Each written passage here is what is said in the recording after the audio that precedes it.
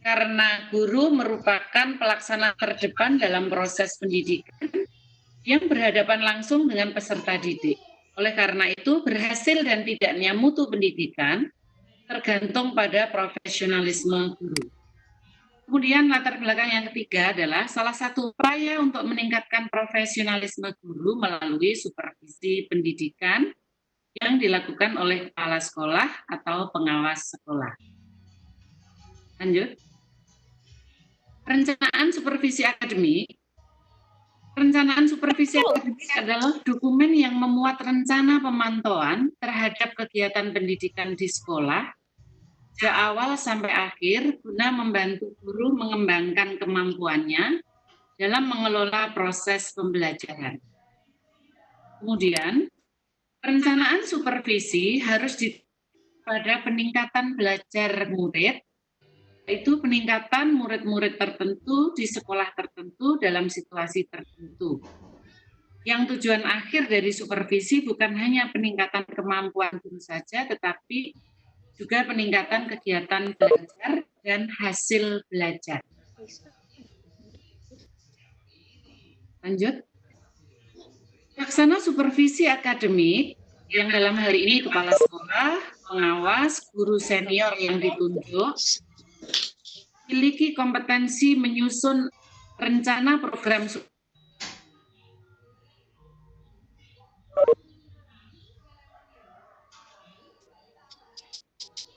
memiliki kemampuan dalam membangun komunikasi interaktif.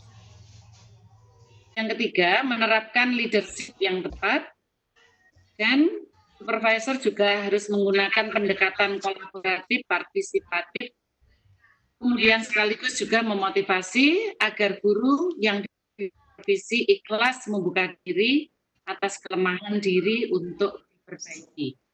Lanjut Pak Tris.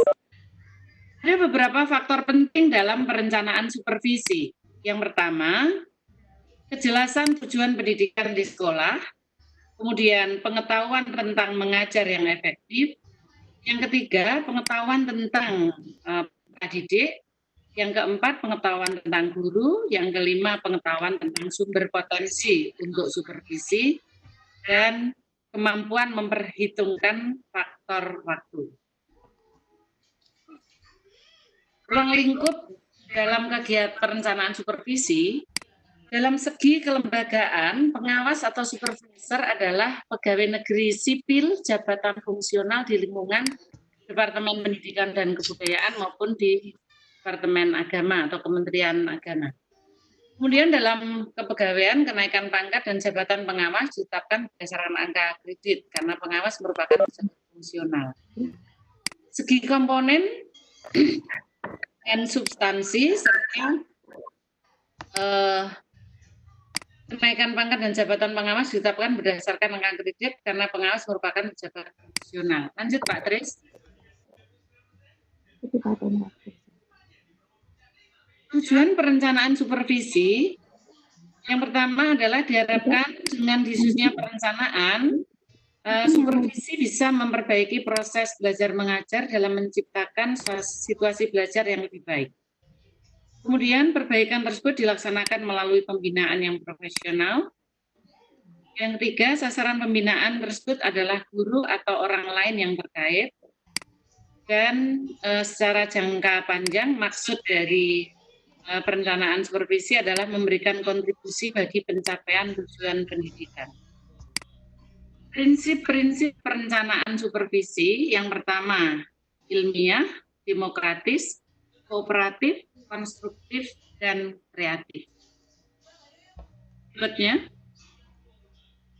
penjelasannya untuk ilmiah, ini dalam melaksanakan supervisi, hendaknya dilaksanakan secara ilmiah.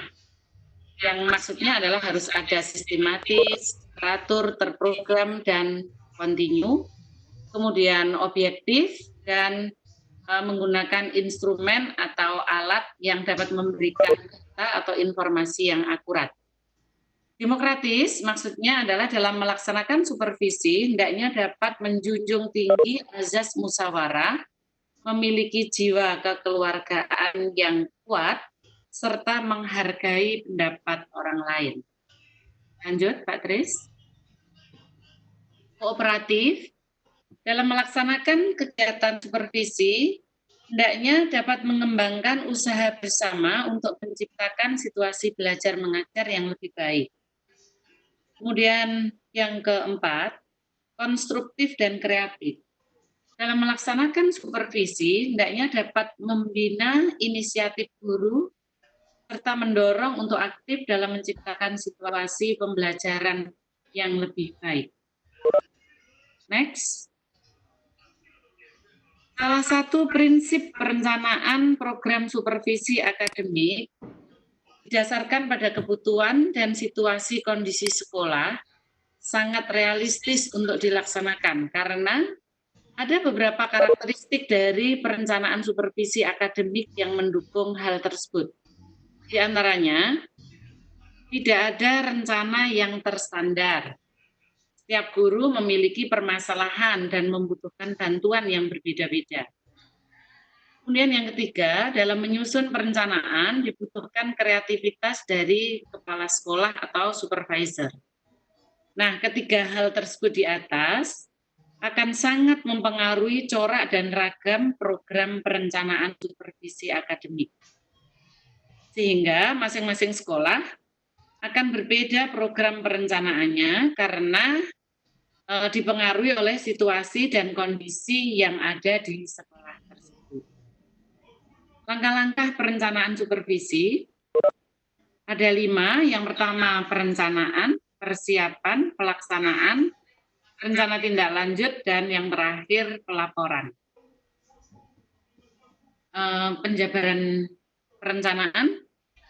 Kepala sekolah sebelum mengadakan supervisi perlu membuat perencanaan yang baik. Tujuannya memuat materi, kemudian teknik yang akan digunakan, sasaran, kemudian sasaran dan pelaksanaannya. Kemudian perencanaan yang ketiga berfungsi sebagai pedoman kerja bagi kepala sekolah atau supervisor dalam melaksanakan supervisi di kelas. Perencanaan juga sebagai penjabaran program supervisi tahunan yang disusun program sehingga bisa disusun program supervisi yang lebih kooperatif. Kemudian untuk persiapan, hal-hal yang harus dipersiapkan dalam perencanaan supervisi yaitu yang pertama menyiapkan borang atau instrumen supervisi, materi pembinaan atau supervisi, buku catatan, data supervisi sebelumnya yang sudah pernah dilakukan. Kemudian pelaksanaan supervisi diarahkan pada kegiatan belajar mengajar dalam rangka pencapaian kompetensi yang ditetapkan dalam kurikulum. Pelaksanaan supervisi juga harus disesuaikan dengan teknik-teknik supervisi sebagaimana yang sudah disebutkan di atas. Langkah-langkah pelaksanaan antara lain temu awal. Dalam hal ini kepala sekolah mengadakan rapat untuk menyampaikan hal-hal yang akan disupervisi kepada guru yang akan disupervisi, dan supervisi ini bisa dilaksanakan oleh pengawas maupun kepala sekolah atau guru senior yang ditunjuk. Kemudian langkah berikutnya, observasi administratif. Observasi administrasi ini meliputi observasi administrasi dari kesiswaan atau daftar hadir siswa, kemudian administrasi perlengkapan, kemudian administrasi program pengajaran, administrasi keuangan. Jadi yang bisa disupervisi ini meliputi banyak hal. Kemudian yang ketiga, untuk observasi kunjungan kelas atau pembelajaran, yang harus dipersiapkan adalah program yang disusun oleh guru, meliputi program tahunan, program semester, kemudian program bulanan, kemudian persiapan pelaksanaan mengajar, kemudian hasil belajar atau penilaian, kemudian bisa juga untuk BK, berarti program BK, kemudian rencana tindak lanjut, perbaikan, dan pembinaan. Observasi UAS, ini juga bisa dilakukan untuk supervisi terkait dari mulai kepanitiaan sampai kesekretariatan. Ini kita percepat saja ya. Kemudian berikutnya, selain hal tersebut di atas, supervisor juga dapat menggunakan instrumen berupa buku pintar yang berisi jadwal, kemudian SK atau KD dari masing-masing mapel, materi pembelajaran, contoh soal. Kemudian supervisi pendidikan untuk di sekolah dasar itu bisa dilakukan oleh pengawas SD atau untuk TK ya pengawas TK, kepala sekolah. Kemudian pelaksanaannya bisa dengan menggunakan format supervisi yang disesuaikan dengan kebutuhan atau dengan catatan-catatan khusus sebagai bahan pembinaan selanjutnya. Next. Berikutnya, perencanaan supervisi yang kelima yaitu wawancara dan yang keenam temu akhir.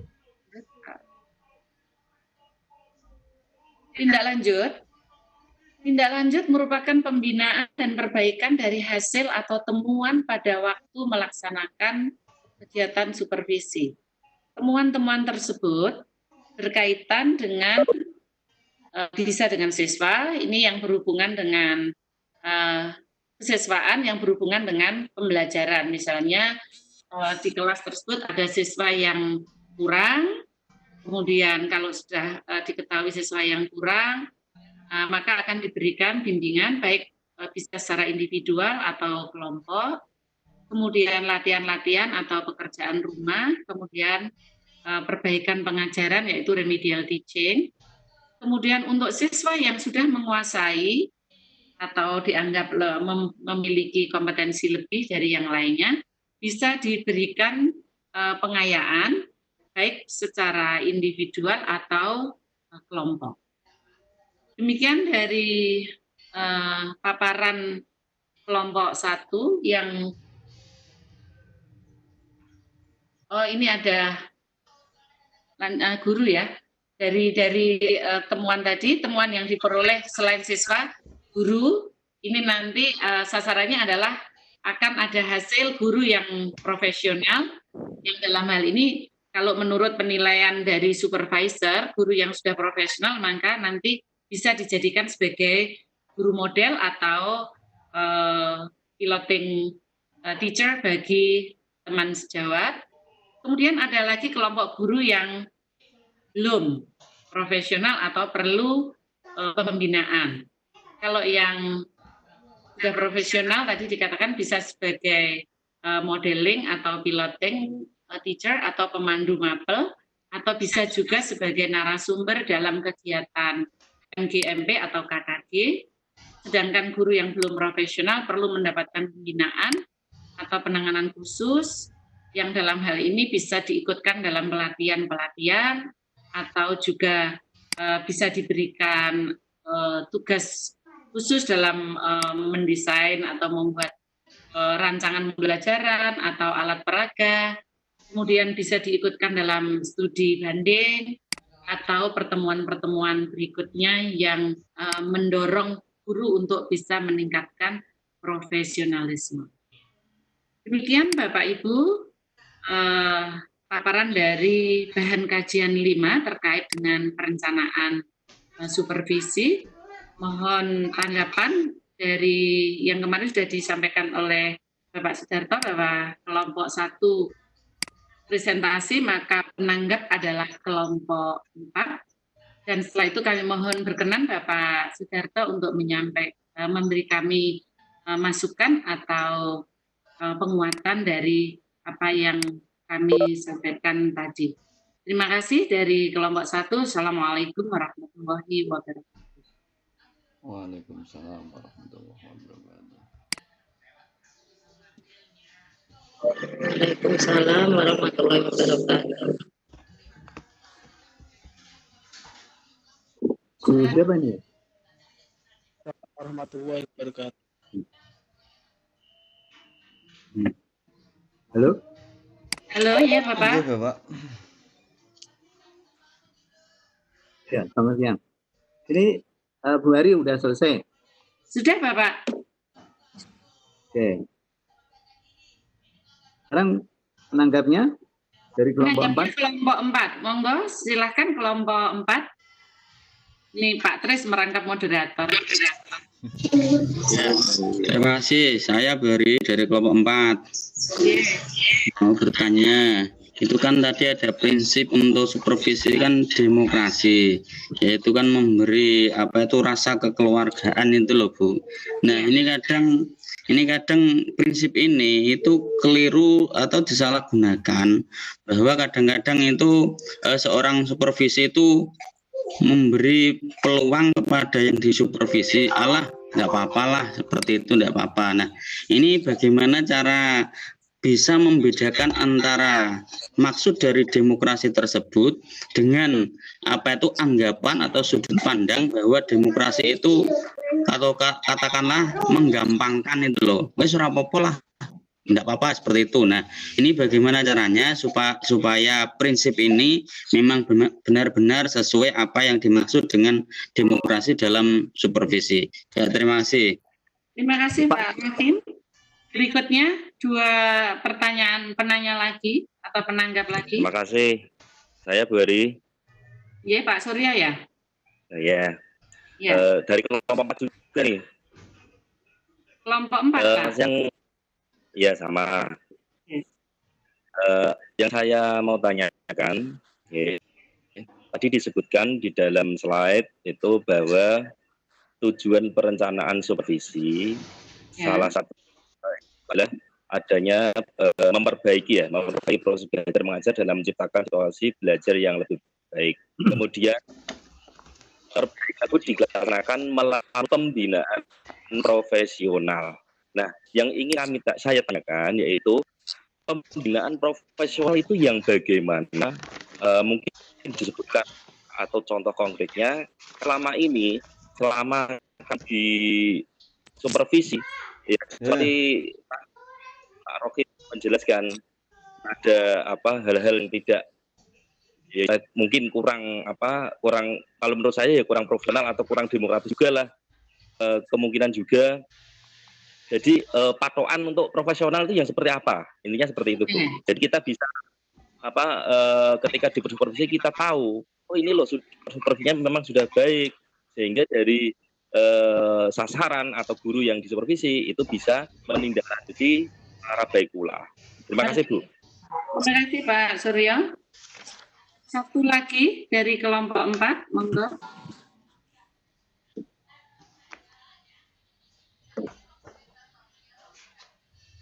Kalau tidak ada berarti 2 nggih.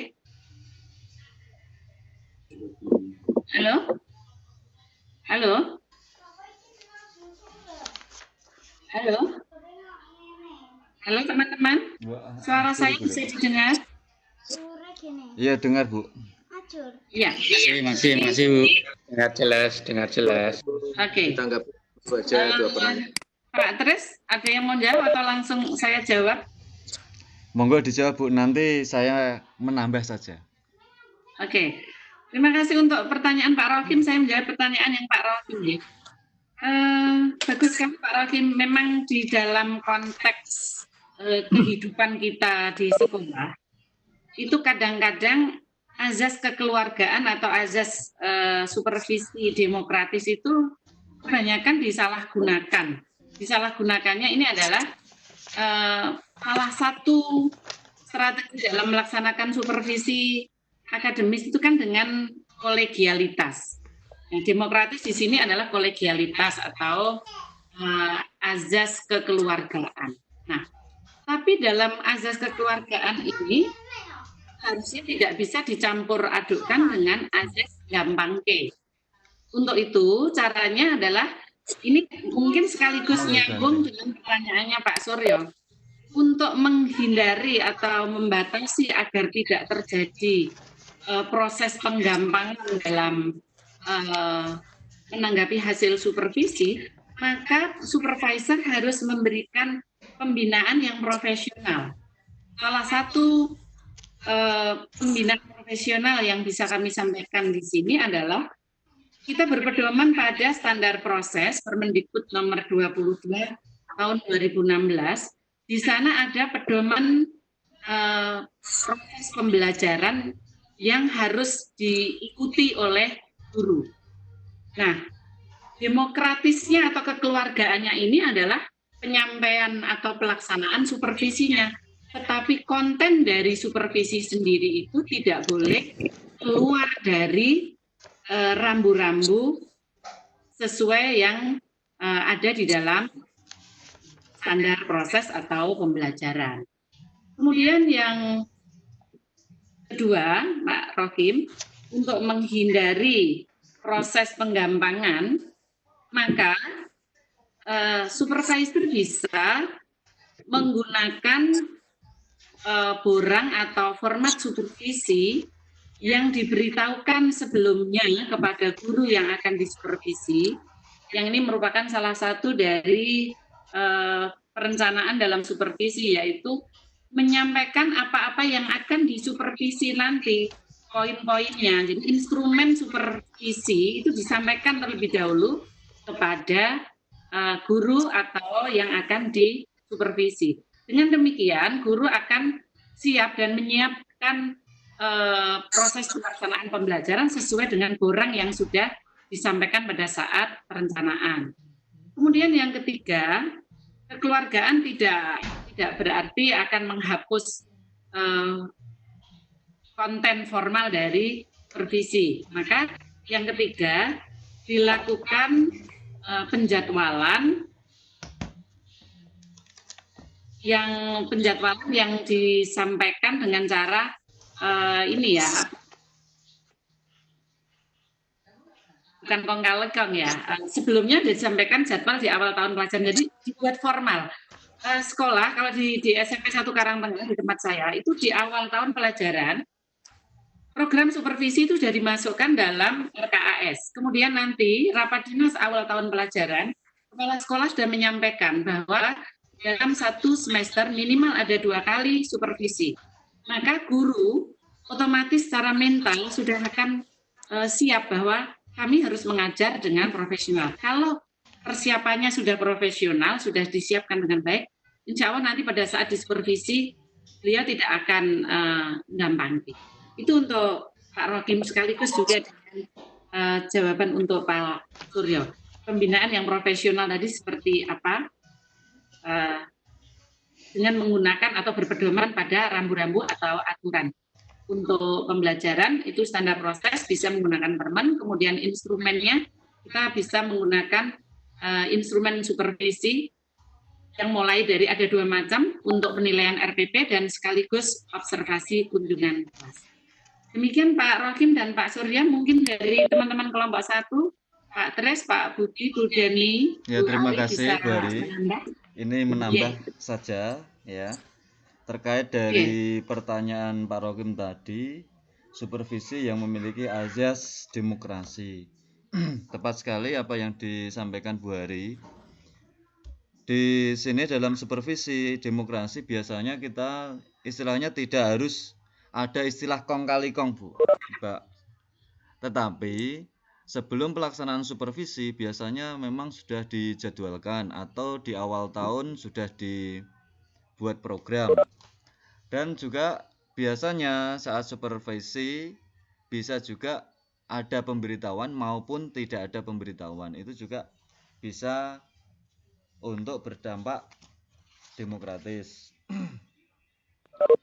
Tapi dalam kaitannya dengan supervisi pendidikan, pihak-pihak yang bersangkutan yaitu supervisor dan yang disupervisi yaitu guru itu harus menjunjung tinggi harga diri dan martabat sebagai guru dengan supervisor, bukan berdasarkan atasan atau bawahan, melainkan berdasarkan kesejawatan. Supervisi bisa bersifat untuk melayani, membimbing, dan memberi bantuan. Maka layanan, bimbingan, dan bantuan yang diberikan kepada guru harusnya berdasarkan pada hubungan kemanusiaan yang akrab dan kehangatan sehingga guru yang disupervisi merasa aman dan nyaman dalam melaksanakan dan mengembangkan tugasnya. Itu kalau yang berasaskan demokrasi menurut saya, Bu, Pak Rohim. Iya. Terus yang berkaitan dengan prinsip profesionalitas dalam supervisi yang ditanyakan Pak Suryo Pak tadi, Suryo. ya, Ya. itu tidak lepas dari beberapa prinsip Pak Suryo, yaitu di dalam supervisi kita harus profesional, itu harus baik antara yang disupervisi maupun supervisornya itu harus bisa menghilangkan kesan yang pertama, itu seolah-olah mencari-cari kesalahan atau kekurangan yang mau disupervisi. Yang kedua, bisa untuk sekedar rutinitas. Jadi supervisi memang betul-betul dalam melaksanakan tugas, program, dan membimbing, mengevaluasi, dan sebagainya. Dan juga tidak ada rencana istilahnya untuk mencari kambing hitam dalam suatu supervisi itu. Kan ada juga misalnya yang disupervisi itu kurang siap. Nah, pas dalam ketidaksiapan itu dicari-cari kesalahannya. Nah, harapannya baik yang supervisi maupun yang disupervisi itu bisa bersikap profesional. Nah, seperti Ya. itu. Itu tambahan dari saya, Pak Suryo. Bagaimana Pak Suryo dari jawaban dari kelompok kami? Apa mungkin ditambah Halo, dari Pak Tres. teman yang lain? Halo. Halo Pak Tre. Iya Pak Rokim ya. Iya Pak Rokim.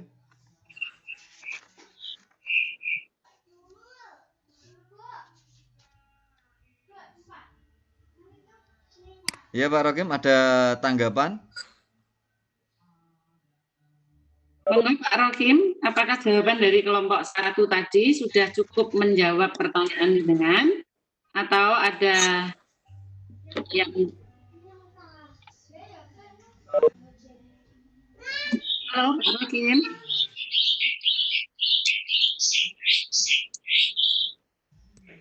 Halo. Pak Rokim. Pak Rokim menghilang. Kalau tidak ada Pak Suryo, monggo Pak Suryo. Oh iya. Tadi sudah disampaikan cukup gamblang Bu. Dari Bu Heri sudah menyampaikan secara detail dan lengkap. Ditambah dengan Pak Tresno yang menyampaikan secara profesional. Iya. Nah, namun terkadang gini Bu ya. Tadi menyampaikan didasarkan pada peraturan tadi nomor 22 tahun 2016 ya Bu ya. Standar proses, ya. Ya, standar proses. Nah, kadang yang terjadi, memang kan kadang kita tidak sampai mempelajari secara detail. Kadang itu adalah merupakan kelemahan dari guru. Biasanya seperti itu. Hanya sekedar istilahnya itu pajangan saja. Misalkan, ini mendapat dapat itu tadi standar prosesnya dibaca, tapi tidak dibaca. Nah itu kendala kami. Terus yang kedua terkait dengan langkah Bu, langkah profesionalisme pembinaan dari seorang supervisor. Itu langkahnya itu yang seperti apa? Maksudnya itu biar itu kami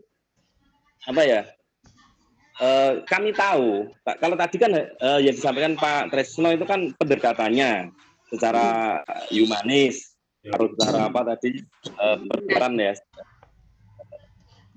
Sesama lah, istilahnya demokratis atau apa tadi? Ya, itu demokratis, kolegialitas. Ya, kolegialitas. Ya. Untuk langkah-langkahnya tadi disampaikan juga bahwa supervisi itu dapat dilakukan dengan pemberitahuan atau tanpa pemberitahuan. Itu Bu ya? Iya. Sedangkan kalau tanpa pemberitahuan itu ya sangat jelas biasanya kalau didatangi. Nah itu yang kami harapkan adalah langkah seperti apa yang dilakukan oleh seorang supervisor supaya ketika kegiatan supervisi tanpa pemberitahuan ataupun dengan pemberitahuan itu dapat istilahnya berjalan dengan maksimal dan baik. Itu sampai hasil ya. Ya. Mungkin ini jawaban atau mungkin boleh dianggap sharing Pak Suryo. Jadi di SMP Karangtengah 1, saya dan Bu Ari itu satu sekolah itu. untuk untuk mendapatkan hasil supervisi yang diharapkan, yaitu tujuan dari supervisi kan untuk memperbaiki atau menambah dari kekurangan-kekurangan yang dimiliki oleh guru. Maka caranya kami mulai dari awal tadi ya, di awal tahun itu penjadwalannya itu disampaikan bahwa semester genap ini nanti akan dilakukan supervisi oleh kepala sekolah. Kemudian yang kedua, kapan? Oh, 2 kali. Maka rentang waktu atau rentang bulan mulai semester genap itu misalnya ini Januari sampai dengan April ya, kalau tidak ada kasus COVID-19. Maka guru sudah harus mempersiapkan diri Pak Suryo dengan cara menyusun mulai dari pengembangan program tahunan, program semester sampai silabus. Harapannya dari jadwal yang disampaikan secara rentang waktu itu, guru tidak membuat drama pembelajaran. Saya katakan drama pembelajaran itu begini. Seringnya yang terjadi itu kalau diberitahukan jadwal supervisi tanggal misalnya tanggal 3 bulan April, itu wayangan sehari semalam mempersiapkan, tapi baiknya itu hanya sekali tok itu, tetapi setelah itu tidak. Nah, untuk menghindari hal tersebut, Pak Suryo, maka kita memberikan jadwalnya berbentuk rentang waktu. Kemudian yang kedua, program supervisi atau instrumen supervisi itu merupakan penjabaran dari Permen nomor 22 tadi, atau juga mungkin memang tidak ada patokan yang baku, nanti kami mohon masukan atau arahan dari Bapak Sudarto, apakah ada rambu-rambu supervisi yang baku, barangkali nanti kami bisa mendapatkannya. Selama ini memang tidak ada instrumen yang baku, tapi kami menggunakan instrumen supervisi yang digunakan pada pelaksanaan kurikulum 2013. Jadi di situ hampir seperti penjabaran dari Permen nomor 22 Pak Suryo.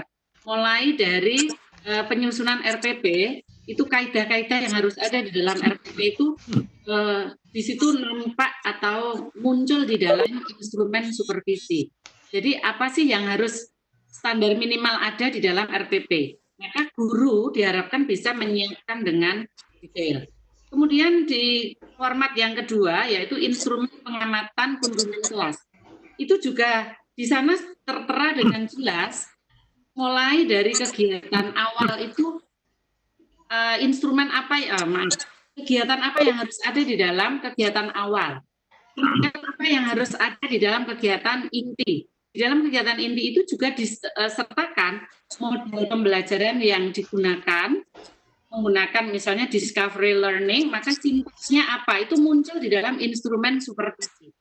Nah, dengan guru diberikan di awal tahun pelajaran instrumen supervisi yang sedetil itu, yang ini merupakan bagian dari perencanaan supervisi, harapan supervisor, semua guru siap dari awal sampai akhir secara detail bagaimana seharusnya menjadi guru yang profesional dan mengajar secara profesional. Demikian Pak Suryo, ini mungkin sharing aja langkah yang kami lakukan di sekolah kami. Ya, terima kasih dari contohnya sudah sangat istilahnya merupakan hal baru bagi kami. Mungkin dapat kami tidak lanjuti di sekolah kami. Ya. Terima kasih Bu Heri. Ya, terima kasih sama-sama Pak Suryo. Teman-teman dari kelompok 4, kalau tidak ada kita kembalikan ke Bapak Sudarto. Mohon petunjuk serta koreksinya Bapak. Monggo waktu kami serahkan sepenuhnya kepada Pak Darto. Bu Hari, Pak Tis. Pak. Ini kan pesertanya 27 orang. Itu ada yang double mungkin Bapak. Pak Rokim itu double Pak. Lah kok sing kapan dengan korup ya liane Oh, turu. oh iya. Saya pikir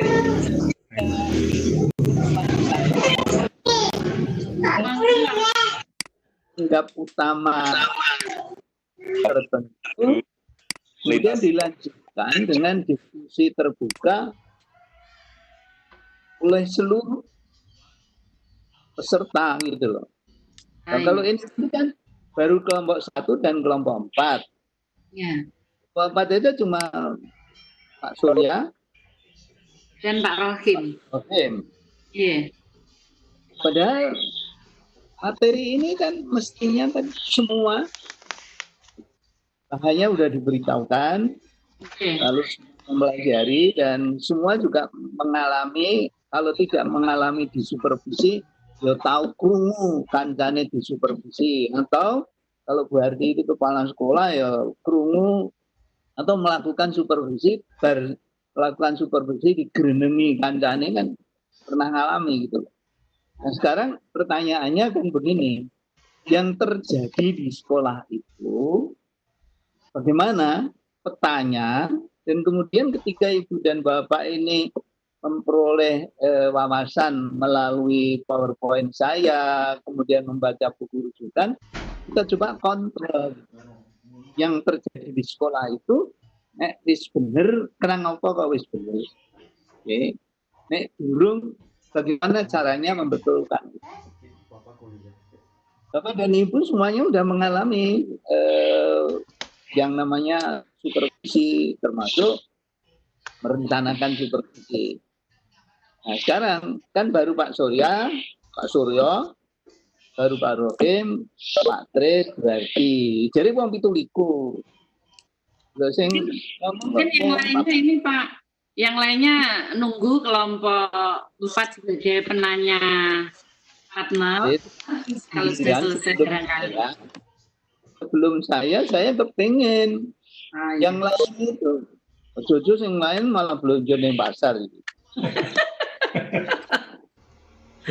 Halo, teman-teman dari kelompok selain kelompok 4 boleh.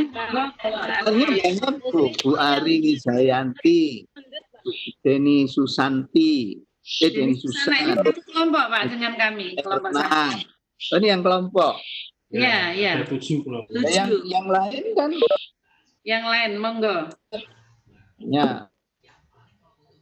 Silakan. Kalau misalnya apa karena teknik belum bisa menggunakan ini, belum menang baik. Ini kuliah tuh namun sinyalnya ini loh Pak, sinyalnya putus nyambung. Elda mungkin. Ya bener ya, alasannya sinyal paling apik.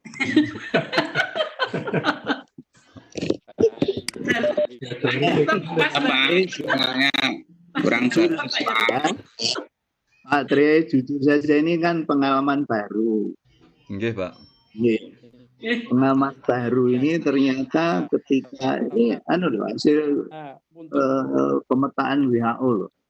Ada puluhan juta mahasiswa peserta didik di dunia ini yang mengalami ketunaan akses gitu. Iya. Ketika daring itu ya mau ngomong tok gitu. Nah, delalah nggone dhewe ki ora apik gitu. Tapi kan saya baru krungu suarane Pak Tris. Wajahnya Pak Tris ya ora kabeh. Saya Pak, saya enggak Pak. Pak Suryo ora ketok mau. Pak Rohim Pak Suryo dibuka Pak videonya. Ini Pak Tris Pak. Saya sering hilang Pak. Ini Pak Tris Pak ini. Pak Pak Rohim nyalakan videonya Pak. Saya Pak Suryo. Luar kelompok. Oke. Saya sudah mendengar tanggapan Pak Suryo, pertanyaan Pak Rohim, jawaban Bu Hari, kemudian penguatan dari Pak Trisno atas jawaban itu nanti saya akan komentari. Tapi saya ingin yang lain, khusus yang kuliah Pancasila. Halo teman-teman, Bu Wiwit boleh? Oh ini Bu Wiwit dengan chatting Pak. Bu Wiwit. Oh boleh. Bu Wiwit. Ya Bisa mungkin dibacakan, bisa Pak. dibacakan ya. Iya. Ini pertanyaan dari Bu Wiwit. Bila ada seorang guru tidak bersedia disupervisi karena merasa sudah tua, bagaimana cara menyikapinya? Berarti istilahnya sikap dari kepala sekolah supaya anak buahnya tadi tidak merasa tua atau bisa disupervisi begitu, Ge? Jadi, Monggo Bu Hari. ini Ya. Saya coba Ya, oke menjawab Pak Pak Budi. Tri. kelompok 1 ini, Pak. Ini pertanyaan Bu Wiwit ini sangat kontekstual. Gitu. Hampir ada seperti itu, terutama sekolah-sekolah yang sudah umurnya itu puluhan tahun. Seperti di sekolah saya, di Karangtengah, SMP 1 Demak itu juga ada. Jadi Bapak Ibu guru yang merasa sudah tua, itu merasa sudah senior, apalagi kepala sekolahnya itu berusia 50 pegawai lah. Itu secara secara mental itu kepala sekolahnya itu sudah minder dulu. Nah, itu perlu juga kepala sekolah untuk menyiapkan mentalnya dalam menghadapi seorang guru yang sudah senior yang merasa sudah tua. Menurut saya untuk pendekatan kepada Bapak Ibu guru yang merasa sudah tua itu perlu memang persuasif ya, dari kepala sekolah, persuasif, barangkali dihadapi dengan 4 mata, jadi personel dipanggil di ruangan atau ketika dia berada sendiri di ruang guru, diajak ngobrol-ngobrol, pendekatan personal, kita ulang lagi supervisi itu seperti apa. Hanya mengingatkan saja, meskipun mungkin si guru senior itu sudah tahu atau bahkan memang tidak tahu. Itu bisa kita beri pengertian sedikit seperti ini, supervisi itu. Nah, setelah itu kalau sudah masuk kita pakai cara kolegialitas. Ya. Jadi kita itu adalah sama-sama di sini itu seorang guru, seorang pendidik yang bagaimanapun juga atas dan bawahan itu harus selalu berkoordinasi. Di antaranya adalah dengan supervisi ini. Kemudian yang terakhir, kepala sekolah itu memberikan motivasi kepada Bapak Ibu yang senior itu. Banyak sekali caranya. Salah satunya adalah kepala sekolah itu meminta bantuan kepada guru senior juga. Guru senior juga untuk ya memberi saran lah kepada sama-sama guru senior. Mungkin saja ada faktor X di hatinya. Nah, kenapa kok tidak mau disupervisi dan lain sebagainya. Saya kira itu jawaban saya, Bu Wiwit. Barangkali dari kelompok 1 dari Bapak Ibu yang lain bisa menambahkan. Pak Tres. Monggo. Bu Ari mungkin monggo. Saya Pak. Di sini Pak Darto sepertinya ada trouble jaringan ya? Iya. Saya. Betul Bu Ari. Betul Pak Darto live itu Pak Bu Ari. Pak live ya Pak Tres? Mungkin jaringannya Bu. Iya. Oke, ini tadi ngebel saya, tapi saya bel balik kok nggak bisa. Halo? Ini nih. Putus ini. Ya sebentar, ini tadi kayaknya ada panggilan tak terjawab yang di saya. Coba tak bel dulu. Oke, ini tadi ngebel saya, tapi itu saya bel balik kok nggak bisa. Ya, assalamualaikum Bapak.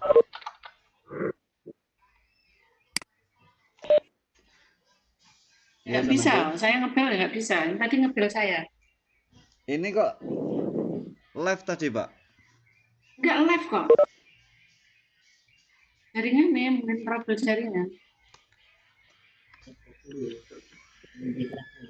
Halo, Assalamualaikum. Ngebel lalu Bu Hari, tapi terus hilang. Nganggo iki maupun ini tidak bisa. Lanjut. Atau mungkin istirahat dulu pripun niki setengah satu. Ada Ya. Nah, Dilanjut setelah kendala baru mana kita tahu Bapak? dulu Bu. Nggih, Pak Budi. Darto kita konfirmasi dulu istirahat. Sudah Iya. setengah satu, Kita istirahat. istirahat dulu saja. Sholat luhur dulu aja.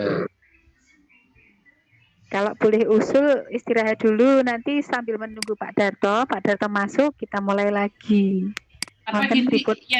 Ya, monggo. Berarti ada yang jaga. Setuju, istirahat dulu aja. Kosong, Istirahat plong. dulu saja. Iya. Halo, Ya, istirahat dulu silakan. saja Pak. Silakan. Gini. Sholat dulu. Gini disepakati ya, istirahat 15 menit, sholat, tapi ada yang jaga. Ada yang jaga ini. Saya sama Pak Budi tak gantian sholatnya. Ya, Ya. ya boleh Bu. Gitu. Saya Yang tadi itu, sudah kalau Pak Darto on, ada yang bisa menjawab. Nonton Saya Pak jaga Budi. dulu. Monggo yang lainnya istirahat dulu. Nanti kita ketemu lagi 12.45. Nonton nggih? Nggih, saya Ya, istirahat. baik. Nih. Nanti Siap, Bu. pun. Yang jaga Pak Budi yang jaga. Saya wangi Yang Joko. jaga, kita jaga. Saya wangi Joko Ada nggak yang, apa-apa. ada yang holiday tidak sholat? Bu Densus Halo. sholat. Saya holiday, Bu. Nah, Bu Densus jaga ya. Bu Ari. Saya tak jamaah oleh Pak Budi. Ya, tak jaga nih Bu, tak jaga nih. Oke, siap. Dah. Baik. Cek sound, cek siapa yang ada di sini. Enggak yo. Connect Pak Agung. Dengar suara saya enggak yo? Dengar. Tak wangi Joko wis lah. Bar dalam, telepon. Iya wes. Dengar suara saya toh? Iya, dengar. Motivasi tadi ya, membuat beliau menjadi open minded ya, lebih terbuka mungkin. Iya. Terima kasih Bu Erja. Oke, Ada yang sama-sama. lain, teman-teman dari kelompok lain? Ada pertanyaan atau tanggapan? Ya.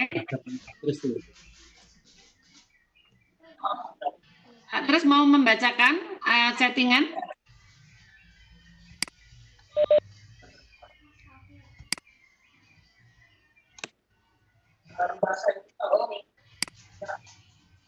Ya. Ini tadi sinyalnya hilang, jadi chattingnya hilang semua. Oh gitu ya? Iya, soalnya tadi Ini jaringannya. Pak Joko menggunakan HP malah jelas banget Pak Tris. Gitu ya. Pak Tres. Menggunakan HP. Pak Tres. Iya dalam. Ini ada yang di chat masih ada saya. Apa saya bacakan Pak Tres? Oh gitu, nggih. Ya, Monggo, Bu biar Elja. jangan asep Bu. Oke. Ini biar dibaca Pak Budi. Ya.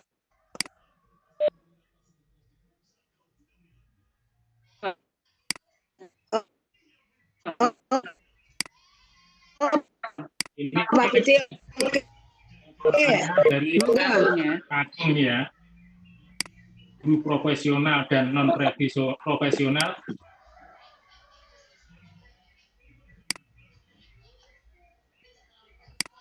Apa sertifikasi saja? Itu pertanyaannya.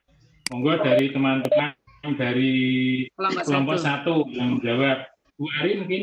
Bu Ari atau Bu Dani Susana atau Pak Giarto, anggota kelompok satu yang lain, kalau ingin menjawab pertanyaan Pak Agung, apakah untuk membedakan guru profesional itu hanya berdasarkan dari penerimaan tunjangan sertifikasi? Anu aja biar Bu Ari menjawab dulu, nanti yang lain menambahkan gitu. Biar agak cepat waktunya. Ini Pak Garto kok hilang Halo. Oh, kelihatan. Ada yang mau jawab, Bu Deni Susana atau Bu Ari? Tidak ada. Kalau tidak ada, saya jawab. Mungkin boleh ditambah. Pak Agung, tunjangan sertifikasi menurut saya sebetulnya peruntukan pertamanya adalah namanya saja adalah tunjangan profesional. Memang harusnya adalah yang mendapatkan tunjangan sertifikasi adalah yang benar-benar sudah profesional. Karena apa? di awal pencairan sertifikasi dengan melalui jalur portofolio, itu pun ada rambu-rambu yang harus dipenuhi bahwa seorang guru profesional adalah seorang guru yang memenuhi tupoksi guru. Ya, ada berapa tugas guru mulai dari merencanakan, melaksanakan, mengevaluasi atau menilai dan melaksanakan tugas tambahan. Berarti semua komponen tupoksi guru harus terpenuhi. Itu idealnya, Pak. Kemudian sekarang juga untuk melegalkan seorang guru mendapatkan tunjangan sertifikasi itu juga melalui seleksi atau tes yang luar biasa, instrumennya yang luar biasa banyak yang harus dipenuhi. Karena apa? Karena itu merupakan indikator seorang guru itu profesional atau tidak. Jadi idealnya begitu, Pak Agung. Menurut aturan hukumnya bahwa guru yang mendapatkan tunjangan sertifikasi, jadi saya balik, guru yang mendapatkan tunjangan sertifikasi adalah guru yang memang benar-benar profesional. Tapi kalau kenyataan di lapangan sekarang ada yang mendapatkan sertifikasi, berarti dibalik, ada kebalikannya ya. Sudah mendapatkan sertifikasi tapi kok tidak profesional, itu berarti adalah kasuistik atau oknum. Maka itu dikembalikan kepada yang bersangkutan bahwa seharusnya kalau mendapatkan tunjangan sertifikasi maka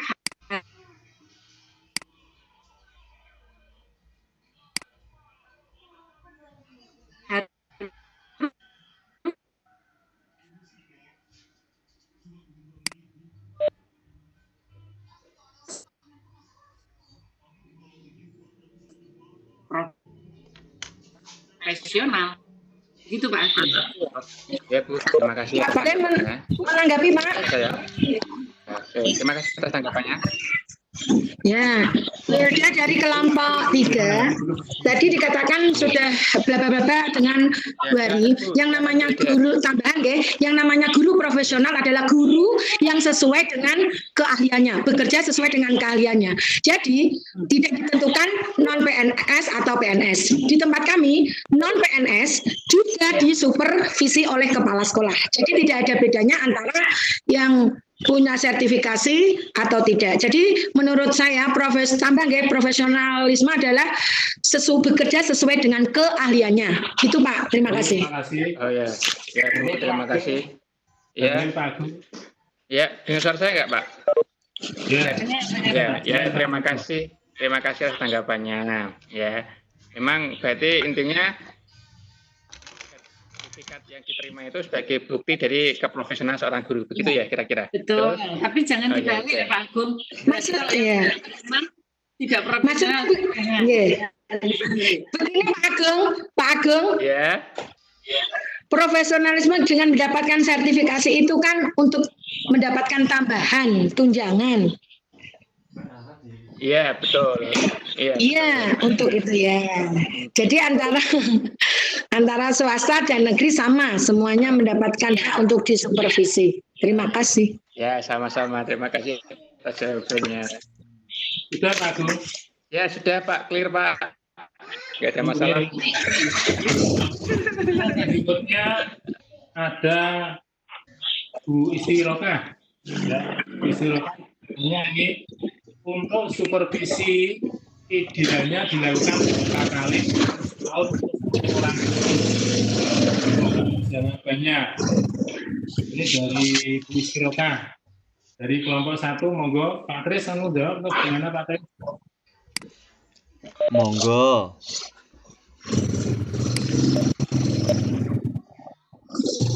Monggo Pak Budi. Monggo tinggal menambahkan saja.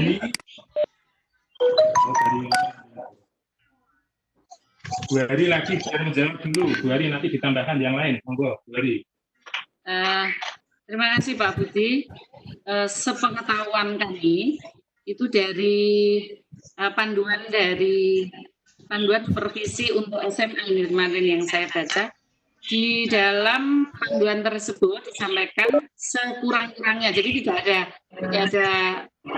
pedoman yang bagus. Sekurang-kurangnya dalam satu semester dilaksanakan minimal 2 kali, berarti dalam 1 tahun minimal 4 kali. Tetapi itu tidak menjadi aturan baku maksimal atau minimalnya Bu Istirohah.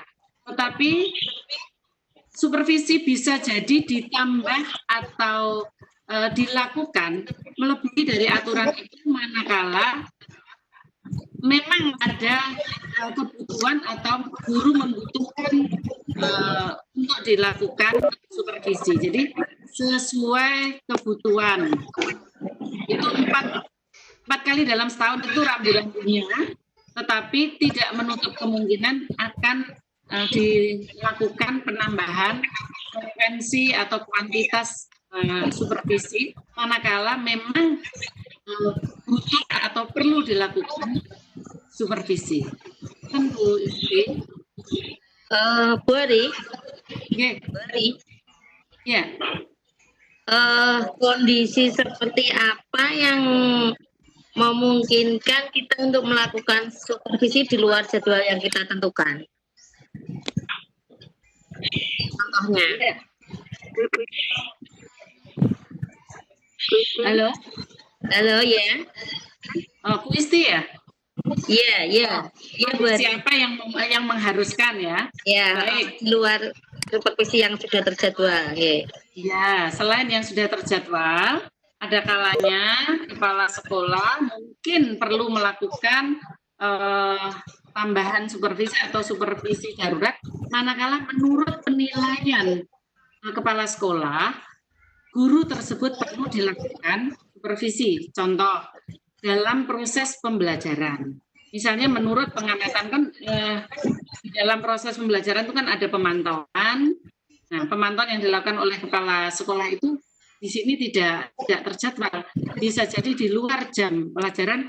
Kepala sekolah bisa saja mengamati, ini kok guru A ini menurut saya perlu dilakukan, sudah keluar rel dari rambu-rambu pembelajaran, maka perlu dilakukan supervisi. Yang kedua, untuk administrasi, misalnya guru A harusnya di awal tahun pelajaran mengumpulkan perangkat pembelajaran yang seperti bla bla bla bla bla bla. Kemudian yang dikumpulkan itu kok tidak sesuai dengan rambu-rambu yang semestinya dilakukan oleh seorang guru, maka kepala sekolah mempunyai hak untuk melakukan supervisi di luar jadwal. Jadi berdasarkan pengamatan dan penilaian seorang kepala sekolah. Ngoten Bu Isti. Oh iya. Tambah Bu Ari tambah. Siap. Ya. Tadi sudah betul Bu Ari, Bu Is, ketika itu dilakukan kepala sekolah tadi kan lebih, Enggak Bu Elda, sebentar Pak Darto mau Oh iya. Oke, monggo Pak. Ini kan kita tadi mulai jadwalnya jam 11, tapi karena gangguan. Iya. Terus setengah 12. Jadi ini akan berakhir untuk satu kelompok ini jam 1. Jam 1 ya Pak? Ya. Masih ada tinggal 7 menit Pak. Lagi aja. Lalu nanti saya berbagian ulang. Iya. Ini tadi Bu Elda berarti cukup mau nambah? Bu Elda boleh nambah sebelum? Boleh nambah nggih? Boleh nambah nggih? Ini Bu Elda mau nambah aja Pak. Ya, gini Bu Ari, mau berapa kali, 1 tahun berapa kali, kalau di tempat saya memang 2, tetapi lebih boleh di luar dari jadwal, yaitu ketika kepala sekolah kan mempunyai hak untuk mensupervisi klinis ketika ada guru yang mengalami kesulitan atau kekurangan di dalam supervisi yang dilakukan tadi. Jadi kepala sekolah berhak mensupervisi klinis. Begitu. Terima kasih. Terima kasih Bu Erja. Demikian Pak Darto yang di antara pertanyaan dengan jawaban yang sudah disampaikan oleh kelompok 1 dan 4 serta dari beberapa teman yang lain. Maaf Bu Ari, ini tadi di chat untuk memberikan Bu Ari. penguatan kepada masih ada 1. Masih, silakan. Ada Tris. Ini yang di chat ini masih ada satu pertanyaan dari Bu Ika Mufarokah. Ini tadi sudah terjawab atau belum, Bu Ari? Gimana Pak? Belum. Nah, Belum, ini Pak. dari pertanyaan Yang Bu bacakan, Pak. Farokah yang saya bacakan ya. Untuk Iya. pelaksana supervisi yang guru senior itu ada dasar hukumnya tidak ya Bu? Karena tupoksi guru baik yang senior maupun tidak senior kan tidak sebagai supervisor. Kalau memang ada dasar Iya. hukumnya, kriterianya bagaimana? Terima kasih ya. Oke, langsung saja ya Pak Tres. Oh iya, langsung. Ya langsung. Sepanjang pengetahuan kami kemarin waktu saya kebetulan ikut TOT di Jakarta itu ada pertanyaan yang sama seperti ini. Apakah senior itu ditentukan oleh umur? Tidak. Itu ada beberapa rambu-rambu. Yang pertama adalah golongannya minimal sama dengan yang disupervisi. Kalau PNS, golongannya sama atau yang lebih tinggi. Kemudian yang kedua, yang memiliki kompetensi di bidang pembelajaran atau di bidang yang disupervisi. Berarti kalau guru berarti memiliki kompetensi tentang pembelajaran. Kemudian yang ketiga, memiliki akhlak yang bisa dicontoh. Nah, yang agak terbuka adalah ini, memiliki akhlak yang bisa dicontoh. Ini adalah menggunakan penilaian sikap atau rambu-rambu evaluasi diri. Kemudian yang di luar dari tiga ini adalah yang harus pertama dipenuhi adalah ditunjuk oleh kepala sekolah dengan menggunakan SK pendelegasian untuk melaksanakan supervisi. Barangkali ada yang ketinggalan, Pak Tres? Kalau tidak, kita serahkan ke Pak Darto. Bu Ika? Bu Ika, halo Bu Ika? Sepertinya sampun nggak Pak? Monggo. Kami mohon koreksi dan penguatan dari Bapak. Monggo. Assalamualaikum warahmatullahi wabarakatuh. Selamat siang dan salam sejahtera untuk kita semua. Bapak dan Ibu, kelas 2C. Demak nih ya, Demak ini. Demak Pak, ya 2C Demak. 2C. Demak. Yang pertama, alhamdulillah, sekalipun Pak Tris berjuang yang luar biasa menyiapkan teknologi ini, tetapi ternyata gangguan alam itu kan sulit dihindari. Tapi luar biasa, dan sampai sekarang alhamdulillah, walaupun kalau saya dengan laptop nggak bisa, tapi dengan HP saya alhamdulillah bisa. Ya. Terima kasih teman-teman, sudah memenuhi paling tidak cukup baik memenuhi kewajiban, tapi belum excellent.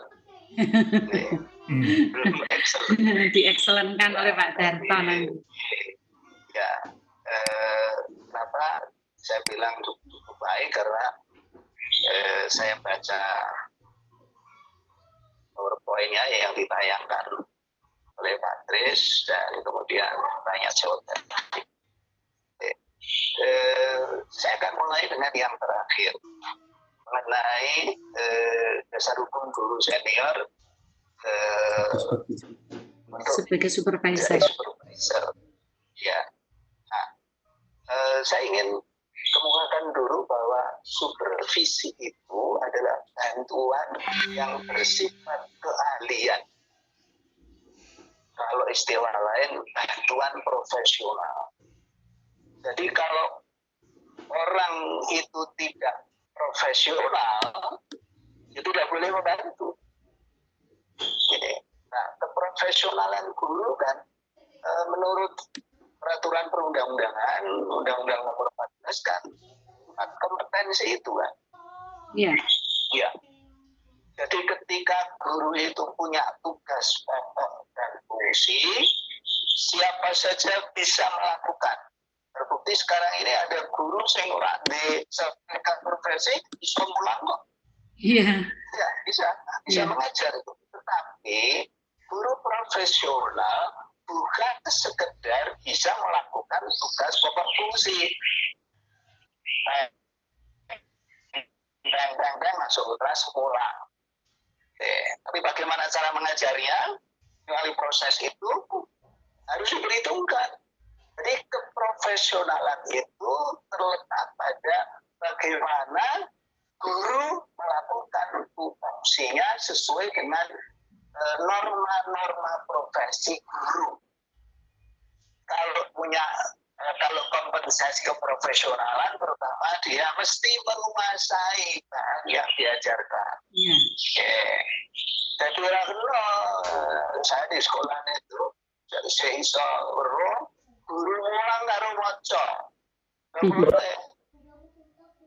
Mahasiswa S2 kan presentasi loh berarti. Ngomong maca PowerPoint. Nggak boleh. PowerPoint boleh diperlihatkan. Tetapi yang namanya penyaji itu dari PowerPoint itu bisa ngomong banyak. Satu slide itu bisa saja misalnya guru profesional indikatornya adalah mampu mengelola pembelajaran itu tes. Nah, kata mengelola pembelajaran ini bisa diterapkan saja gitu loh. Mulai yang kelas, akan karo murid, memberi persepsi yang dulu saya sering katakan itu kan. Jadi guru kan kudu iso eksplorasi. Nah, elaborasi. Saya sudah sering mengatakan bahwa untuk bisa menjadi guru itu dibutuhkan waktu 4 tahun. Ya, guru profesional itu sekolah 4 tahun dulu. Karena S1 saya itu orang 4 tahun. Ya, dia sekolah guru, saya ke sekolah ditambah 4 tahun di Fakultas Keguruan dan Pendidikan. Jadi saya ulangi, boleh guru itu adalah orang yang mampu melaksanakan tupoksi. Tetapi guru profesional bukan sekedar melaksanakan tupoksi, tetapi melaksanakan tugas pokok dan fungsi secara profesional. Profesional itu indikatornya pertama memiliki kompetensi profesional, gitu Bu. Bu Harit tadi udah menyebut beberapa gitu. Jadi kompeten itu cakupannya 4. Guru menguasai materi, mengelola kelas dengan baik, tapi setengahnya jual jalur murid. Guru orang profesional. Kan beli nyedai, nyedai ya boleh. Tapi adil gitu. Sing dicedai belum cacing cewek. Yang bening. Cowok.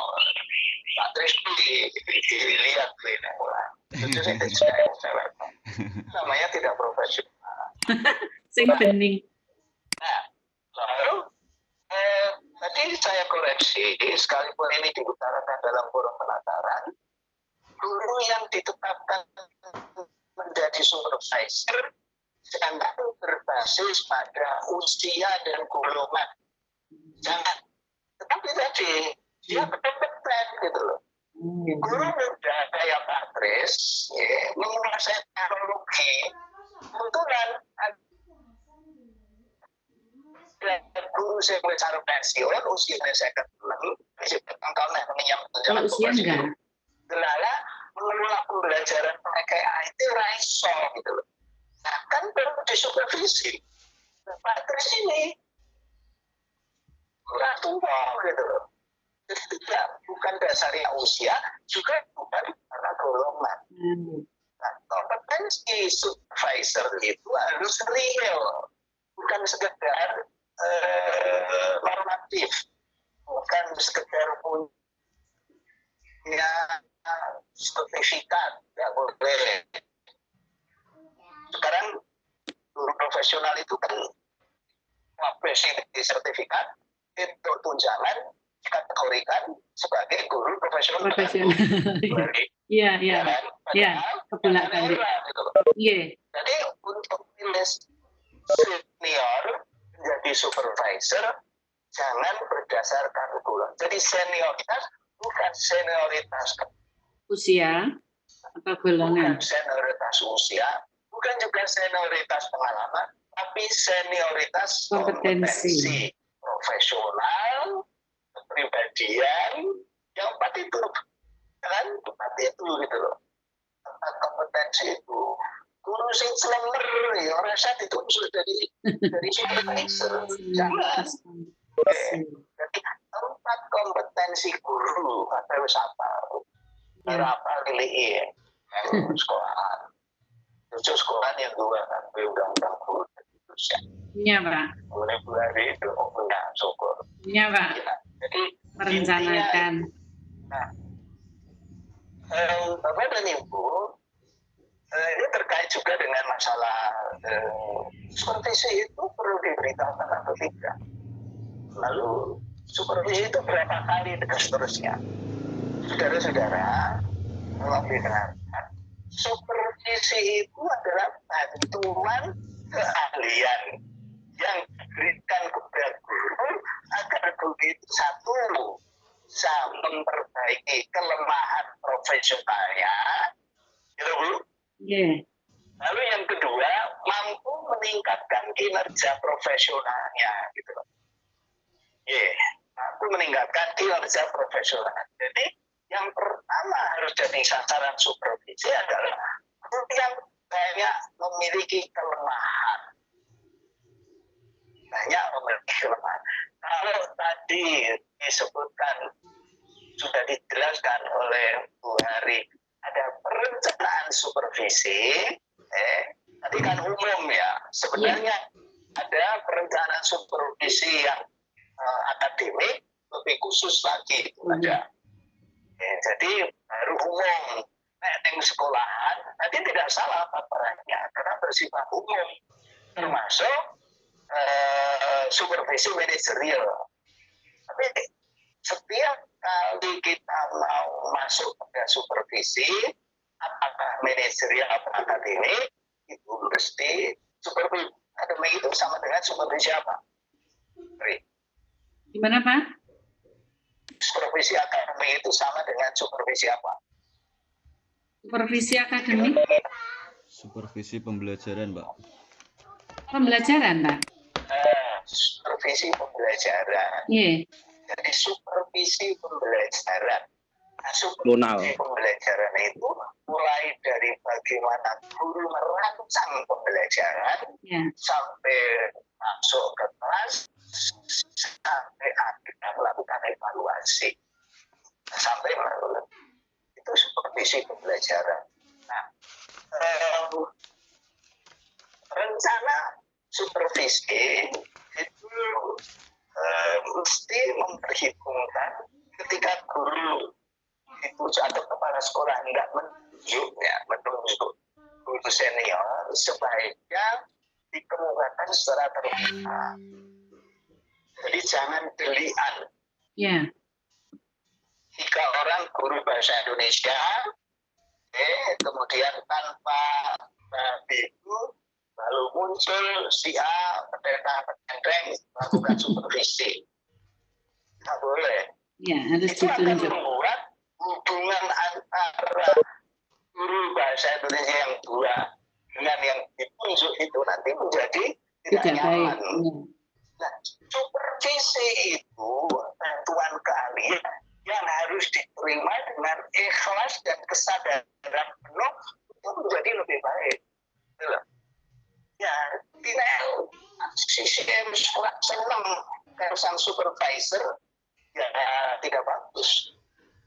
Karena itu lalu coba ingat dulu skill supervisor itu kan 3. Aku tidak lali mesti. Aku tidak lali apa tiga. Interpersonal, hubungan interpersonal, kemudian lali. Knowledge. Yang utama memang Knowledge. Interpersonal ya Pak, hubungin ya. Apik banget, akrab banget. Ini orang menguasai materi. Kesenian disuruh oleh kepala sekolah mensupervisi matematika. Oh ya, knowledge Pak. Guru kesenian di SMK ya, di SMK itu sering saya terima laporan. Guru kesenian pengulang akuntansi. Oh, yang kedua knowledge skill Pak, knowledge skill. Nah, pengetahuan knowledge dulu, Technical skill. teknik pembelajaran. Technical skill ya skillnya apa? Skillnya orang mengelola pembelajaran mulai dari persiapan sampai dengan kelas atau merangkai menegakkan sesuatu.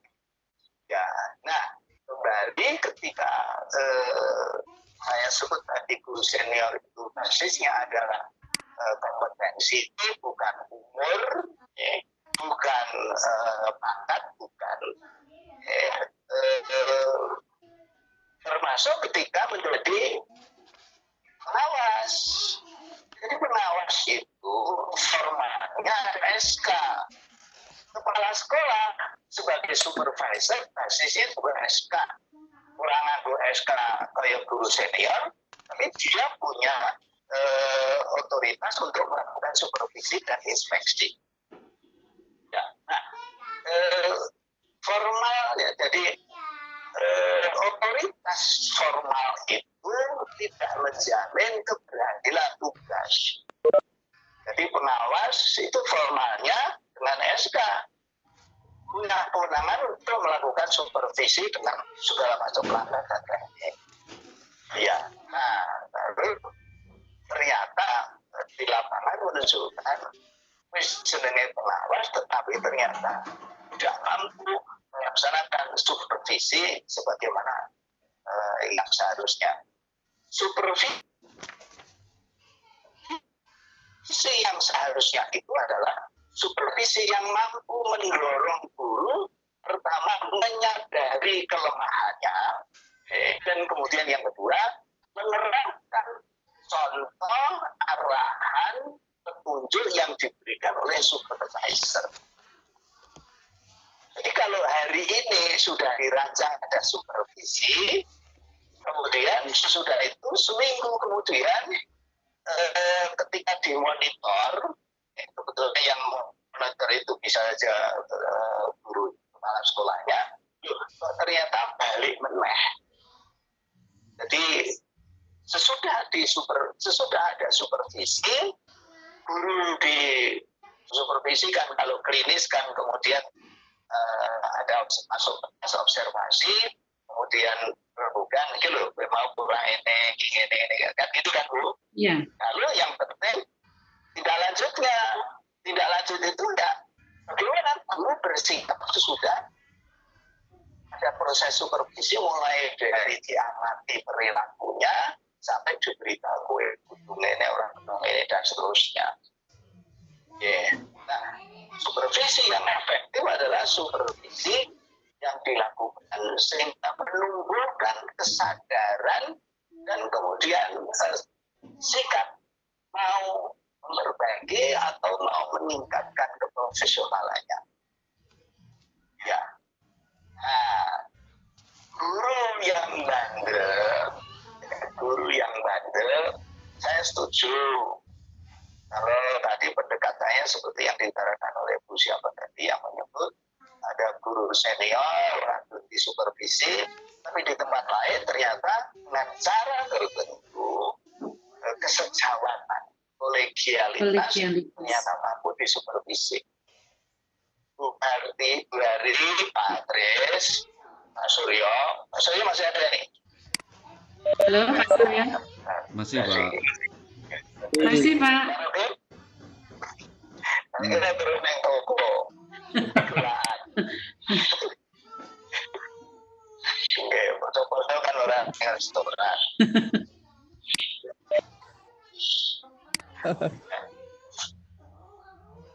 Ya, teman-teman Oh, nggih, Pak. Masih. Ini Pak Budi yang di sebelah saya masih, Pak. Pak, masih ikuti, Pak. Alhamdulillah masih Pak Gato masih mengikuti. Pak Triyunianto juga masih mengikuti, Pak. Di absen. Ya. Pak Budi. Pak Budi, Pak. Supervisi yang efektif mencapai tujuan yang derajatnya tinggi adalah yang menumbuhkan kesadaran, kemudian sikap komitmen yang tinggi terhadap tugas pokok dan fungsinya. Oke. Nah, guru senior yang apa tadi tidak mau disupervisi. Tidak boleh ada guru yang tidak mau disupervisi. Tidak boleh. Guru itu terikat, apalagi pegawai negeri. Kalau bukan pegawai negeri terikat oleh aturan yayasan. Jadi guru itu ketika bandel pilihannya cuma satu.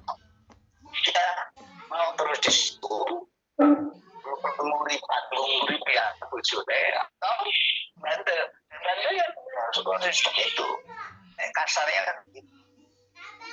Baik, yang seperti itu kan perlu tadi interpersonal skillnya.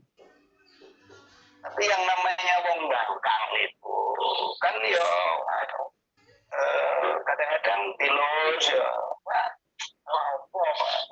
Oleh karena itu saudara-saudara semuanya mesti kembali ke prinsip-prinsip keprofesionalan, bukan sekedar formalitas.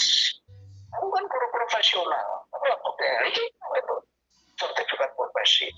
Aku naik seminar mulai yang ada sertifikat workshop, sertifikat penakara, sertifikat seminarnya bukan itu. Saya yakin teman-teman pada satu saat akan menghadapi kondisi you mau profesional dengan hak khusus atau you tidak perlu memperoleh hak khusus itu. Dan ini sudah diberlakukan di sejumlah negara. Guru memperoleh perlakuan khusus dalam bentuk tunjangan. Itu bukan tunjangan tambahan loh, tadi bukan tunjangan tambahan. Tunjangan profesional memang. Tunjangan khusus, tunjangan karena profesionalan. Iya. Ya awake dhewe kuwi nang Indonesia itu belum diterapkan secara konsisten seperti di negara yang maju. Karena apa? Yung hak guru profesional punya rasa kok. Iya Bu. Iya. Tentunya transaksi bisa. Daerah saya tentunya transaksi bisa. Seminar, bayar, terbayar orang umum. Seminar loh bayar 500 juta ya. Padahal itu harus selek. Ya ini orang Demak, bukan bukan Kelana. Ya, tapi tempatnya ya. Saudara Bapak dan Ibu, pada satu saat kita akan sampai kepada konsisten tentang perundangan yang profesional. Orang boleh memilih. Tapi ganti balungannya. Imah. Ya, dan kalau sudah begitu, saya yakin semua akan terus. Pasti terbentak.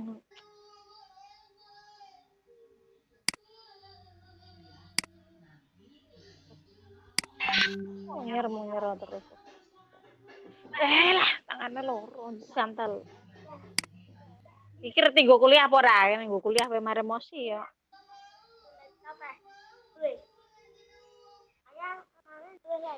Weh.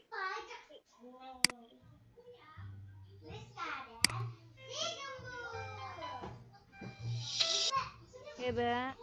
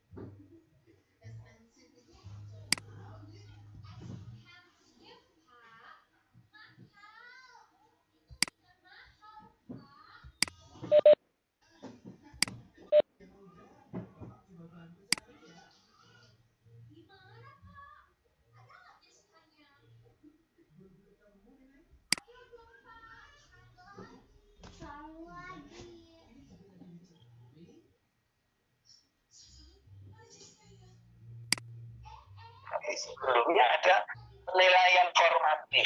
Ya, PKG.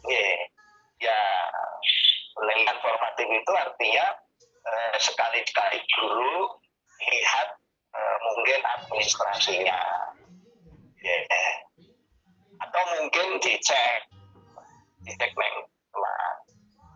ternyata kalau kepala sekolah sudah yakin bahwa ternyata hasil tes sumatif anak-anak bagus, kemudian orang tua tidak pernah mengeluh, begitu, ya nggak perlu ada supervisi. Tapi kepala sekolah punya kewenangan untuk meyakinkan dirinya guru ini bekerja dengan baik atau tidak, maka inspeksi, lakukan pengawasan. Kalau dalam istilah manajemen kan ada monitoring. Ya, nah itu mengenai berapa kalinya. Sebaiknya perencanaan ke masalah perencanaan, sebaiknya perencanaan itu dibuat pada awal tahun. Di setiap awal menjelang akhir tahun itu kan ada rapat guru untuk bicara soal PPDB. Ya, PPDB. Kan dirumbukan. Lalu bagi pekerjaan, banyak misalnya ada yang pindah terus dan sebagainya kan ada. Rapat pembagian tugas. Ada. Ya, nah, pada saat itu sebenarnya bisa dibuat perencanaan supervisi. Pertama, perencanaan cakupannya, bukan perencanaan langkahnya loh ya, cakupannya. Mau melakukan supervisi akademik, kira-kira bulan apa sampai apa. Tadi Bu Hari udah mengebut ada jadwal, tapi bukan hari Senin si A, si enggak, tapi rentang waktu. Ya, rentang waktu. Kalau itu saya cukup setuju. Supaya apa? Supaya guru itu tidak pernah mikir, saya harus supervisi, mengimat dari persiapan. Sulapan. Jadi guru yang baik itu seharusnya bekerja kapanpun profesional. Tetapi yang namanya guru itu kan punya kelemahan. Kalau metodenya Raiso. Nah, kayak begitu kan sebenarnya sudah menjadi bagian dari rencana supervisi yang dijadwalkan pada saat atau yang dirancang pada saat rapat guru menjelang tahun ajaran baru.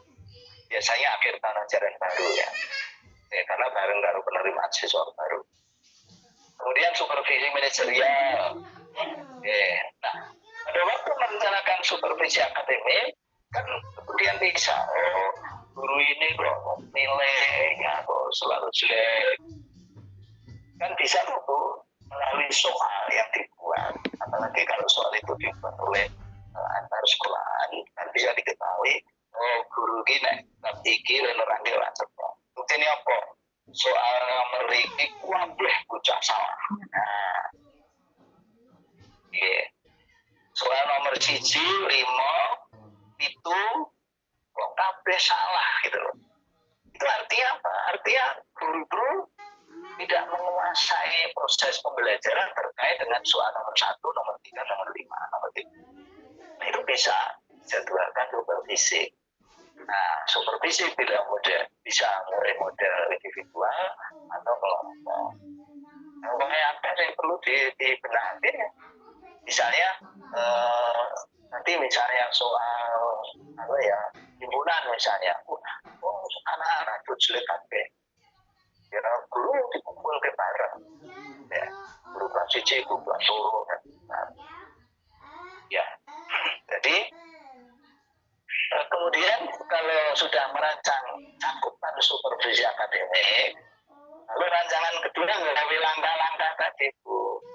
Langkah supervisi ini mau supervisi klinis atau bagaimana gitu loh. Kayak mulai ada ya rasa klinis, kumpulkan bareng, diberi penjelasan.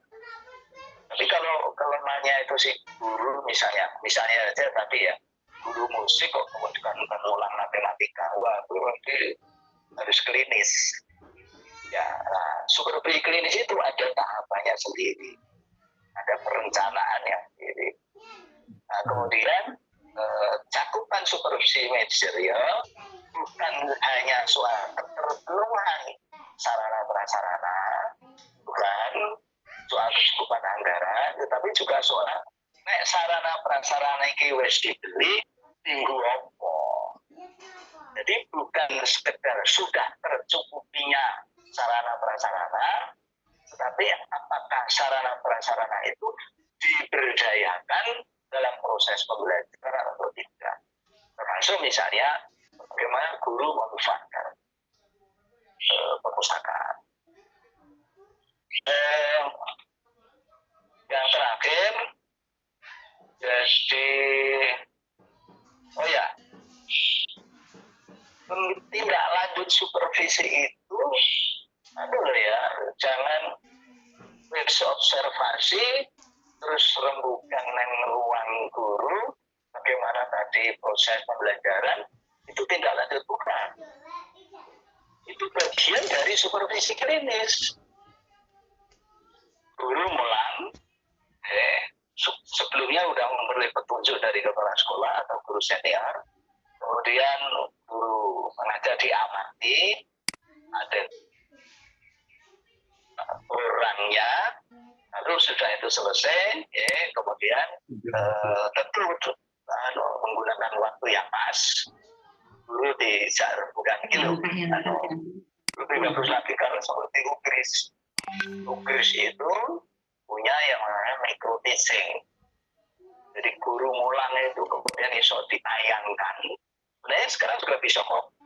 Itu dari bisa kan? Guru mulang direkam, ya bisa. Terus ditayangkan itu loh yang mulang. Lu takon lingklo misalnya. Ya. Takon ini tangannya yang mesti kecawean. Takon kok kalau ngaku rancang tidak bisa. Bukan cara yang baik. Ya. Jadi tadi kalau supervisi manajerial itu fokusnya pada pemberdayaan sarana yang ada. Nah, tindak lanjut pada supervisi apa? Misalnya ngirim guru ke seminar, ngirim guru ke lokakarya itu udah tidak lanjut. Ya. Tapi kalau guru diberitahu ini bukan tidak, itu bagian dari supervisi. Nah, tidak lanjut naik sekolahan, hari Senin disupervisi dengan perencanaan yang bagus, Senin berikutnya itu dimonitor. Lingkar dari kepala sekolah, lingkar dari guru itu dilaksanakan atau tidak. Gitu loh. Itu namanya tidak lanjut dari supervisi. Kalau ternyata hasilnya, guru itu balik lagi ingin menang. Ya, supervisi lagi. Kalau sampai 2-3 kali, inspeksi. Penilaian. Ya, dilihat, kemudian dipaparkan ini loh, gue elek, terus mempengaruhi penilaian kinerja guru. Ya. Itu kira-kira komentar saya. Terima kasih teman-teman, profesor sudah kerja keras, ya. Dan mudah-mudahan saya nanti akan memberikan catatan tertulis ya, apa yang kebetulan ini tadi hampir seperti saya bagaimana akan membuat satu resume mengenai pertemuan ini sehingga resume itu bisa menjadi wahana untuk ibu dan bapak mengatur diri, refleksi diri, menyiapkan diri untuk dan pada saatnya. Terima kasih. Itu kira-kira Bu Eri dan Adris. Iya, Pak. Sekarang ini Kelompok 2. Atau sholat ya, sholat itu dua-dua ya. Tadi sudah Pak. Sudah sholat dulu Pak. Tadi sudah waktu Bapak jaringan tadi. Ya udah. Sekarang silakan kelompoknya. Terus aja ya. Nanti saya tak sholat tapi nanti jalan. Ya, ini kelompok juga biar langsung presentasi ya Pak. Ini nanti juga Pak, apa itu untuk dokumentasinya pelaksanaan perkuliahan kita ini juga nanti bisa diputar kembali. Ini nanti bisa direview ulang, nanti saya kirim di link ya. Silakan aja. Ya. Terus wae. Iya. Nanti di-share ke grup Pak, di saya Pak. Oke. Jadi perlu suaranya Pak Heru nih. Pak Tris Pak. Pak Heru ada. Pak Heru ada, Pak Halo Heru Pak ada. Heru. Ada Pak tadi ada. Ada. Begini, saya nanti akan forward atau format laporan pelaksanaan kuliah. Nah, maksud saya nanti yang ngisi biar berbuat penting, karena ngerti saya kalau ada yang tidak hadir aja. Jadi nanti ada isian macam-macam gitu seperti biasanya tuh. Nanti tak kirim formatnya, tapi nanti Bu Hari bantu Pak Heru. Iya, saya share ke Pak Heru Pak. Iya. Iya. Ini Pak Heru monitor Pak.